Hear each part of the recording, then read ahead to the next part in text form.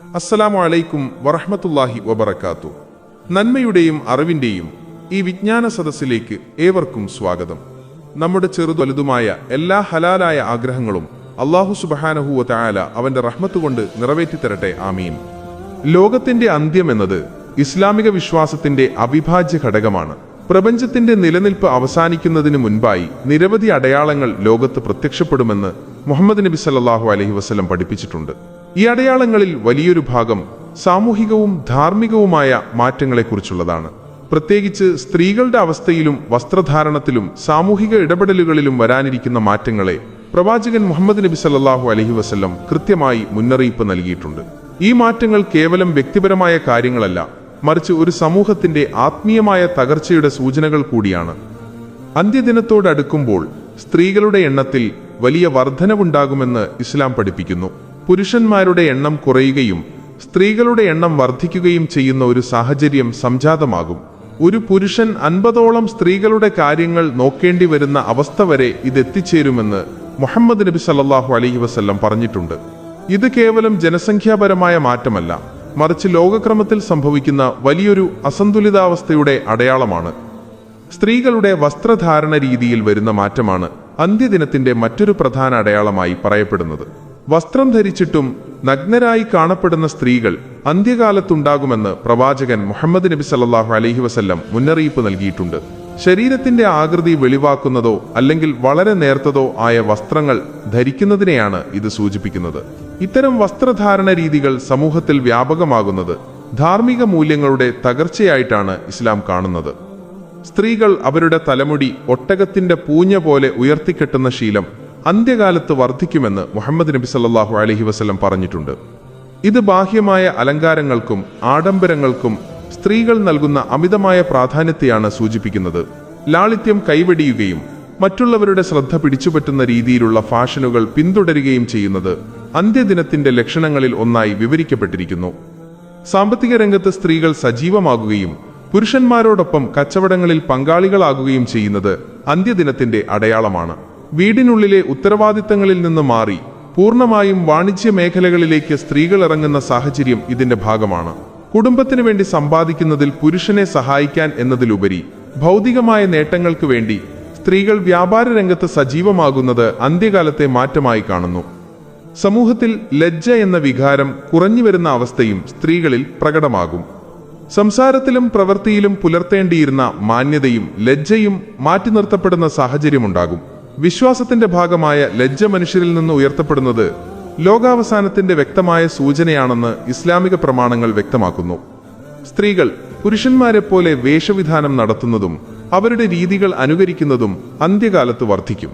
വസ്ത്രധാരണത്തിലും പെരുമാറ്റത്തിലും പുരുഷന്മാരോട് സാമ്യം പുലർത്താൻ സ്ത്രീകൾ ശ്രമിക്കുന്നതിനെ മുഹമ്മദ് നബി സല്ലല്ലാഹു അലൈഹി വസല്ലം ശക്തമായി എതിർത്തിട്ടുണ്ട്.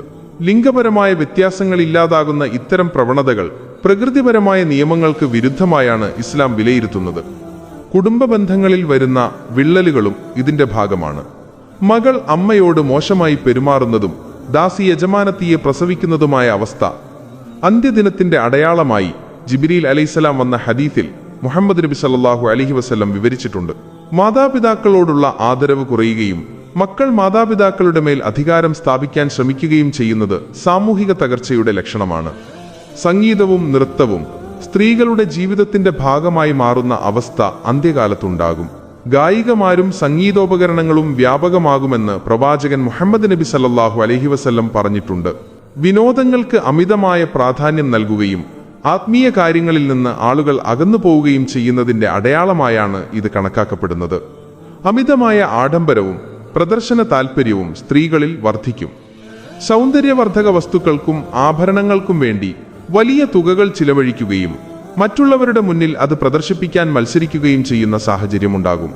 ലളിതമായ ജീവിത രീതിക്ക് പകരം ഭൗതിക സുഖങ്ങൾക്ക് പിന്നാലെ പായുന്ന മനസ്ഥിതി സമൂഹത്തിൽ പടരും.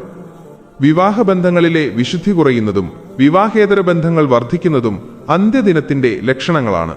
വ്യഭിചാരം പരസ്യമായി ചെയ്യപ്പെടുന്ന അവസ്ഥ ലോകത്തുണ്ടാകുമെന്ന് മുഹമ്മദ് നബി സല്ലല്ലാഹു അലൈഹി വസല്ലം പഠിപ്പിച്ചിട്ടുണ്ട്.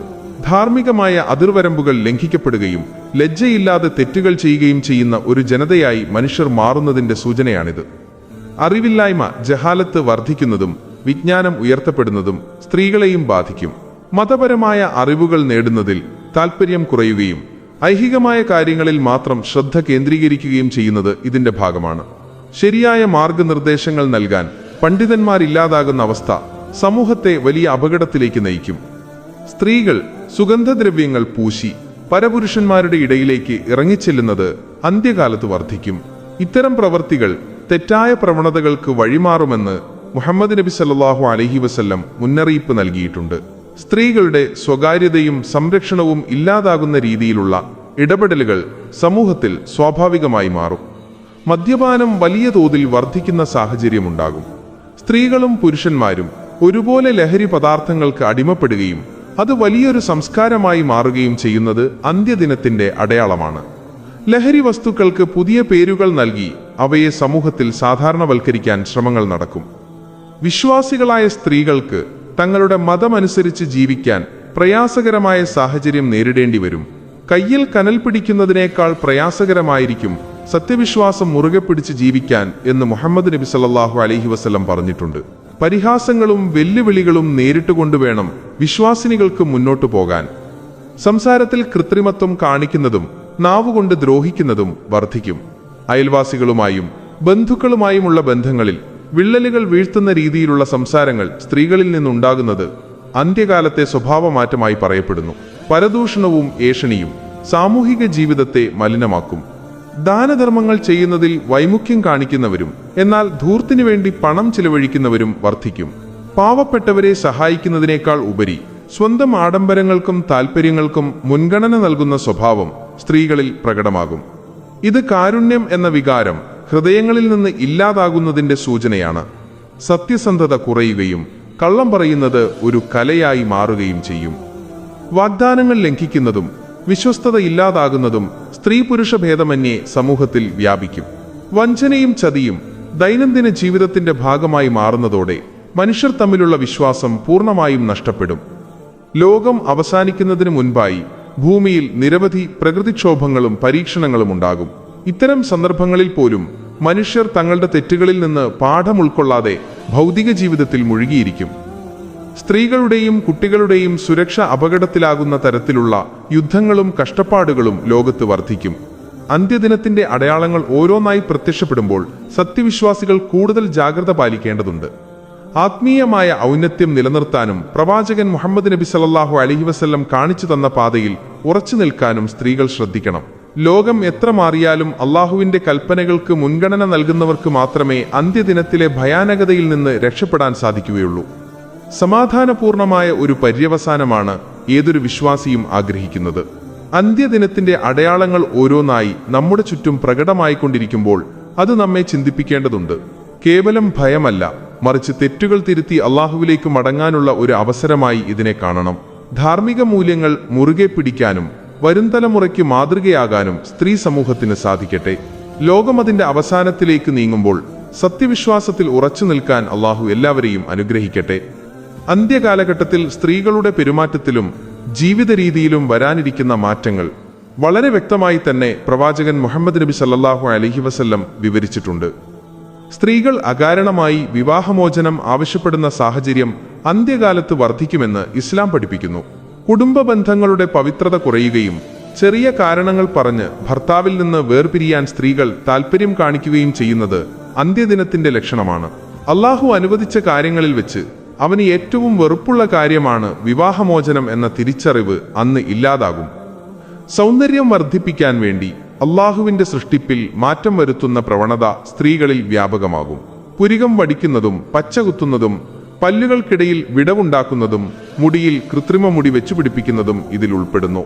ഇത്തരം കാര്യങ്ങൾ ചെയ്യുന്ന സ്ത്രീകളെ മുഹമ്മദ് നബി സല്ലല്ലാഹു അലൈഹി വസല്ലം ശപിച്ചിട്ടുണ്ട്. ബാഹ്യ സൗന്ദര്യത്തിനു വേണ്ടി പ്രകൃതിപരമായ രൂപത്തെ മാറ്റുന്നത് അന്ത്യകാലത്തെ പ്രധാന മാറ്റമാണ്. സ്ത്രീകൾക്ക് വീട്ടിലിരിക്കുന്നതിനേക്കാൾ പുറത്തിറങ്ങി നടക്കാൻ താൽപ്പര്യം വർദ്ധിക്കുന്ന കാലമായിരിക്കും അത്. അത്യാവശ്യ കാര്യങ്ങൾക്കല്ലാതെ വെറുതെ കറങ്ങി നടക്കാനും പൊതുസ്ഥലങ്ങളിൽ സമയം ചിലവഴിക്കാനും സ്ത്രീകൾ മുൻഗണന നൽകും. വീടിന്റെ സമാധാനത്തെക്കാൾ പുറം ലോകത്തെ കാഴ്ചകൾക്കും വിനോദങ്ങൾക്കുമായിരിക്കും അവർ മുൻതൂക്കം നൽകുന്നത്. പള്ളിയിൽ പോകുന്നതിനേക്കാൾ വിനോദസഞ്ചാര കേന്ദ്രങ്ങളിലും വ്യാപാര സമുച്ചയങ്ങളിലും സമയം ചിലവഴിക്കാൻ സ്ത്രീകൾ മത്സരിക്കും.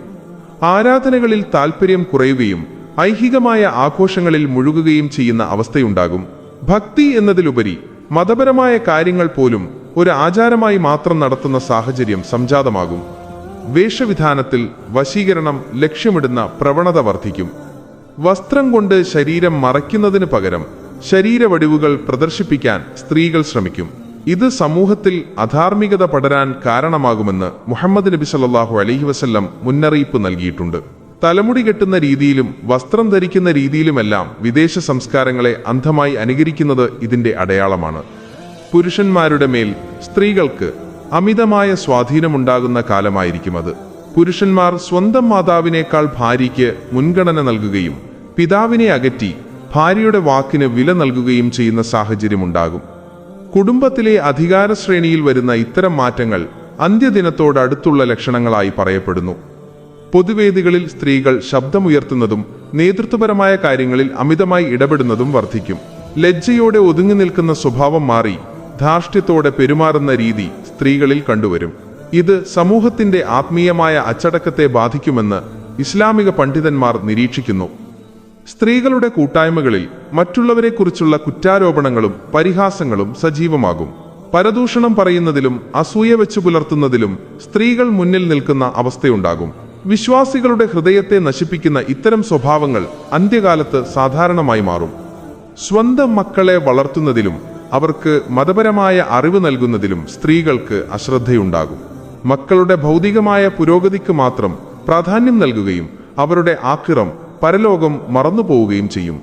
ഇത് വരുംതലമുറയുടെ വഴിപിഴച്ച പോക്കിന് കാരണമാകുമെന്ന് പ്രവാചകൻ മുഹമ്മദ് നബി സല്ലല്ലാഹു അലൈഹി വസല്ലം പറഞ്ഞിട്ടുണ്ട്. മാതാപിതാക്കളോടുള്ള കടമകൾ മറക്കുന്ന മക്കളായി സ്ത്രീകൾ മാറുന്നത് അന്ത്യദിനത്തിന്റെ ലക്ഷണമാണ്. മാതാവിനെ ഒരു ഭാരമായി കാണുകയും സ്വന്തം സുഖസൗകര്യങ്ങൾക്ക് വേണ്ടി അവരെ അവഗണിക്കുകയും ചെയ്യുന്ന അവസ്ഥയുണ്ടാകും. കാരുണ്യത്തിനു പകരം സ്വാർത്ഥത ഹൃദയങ്ങളിൽ കുടികൊള്ളുന്ന കാലമായിരിക്കും അത്.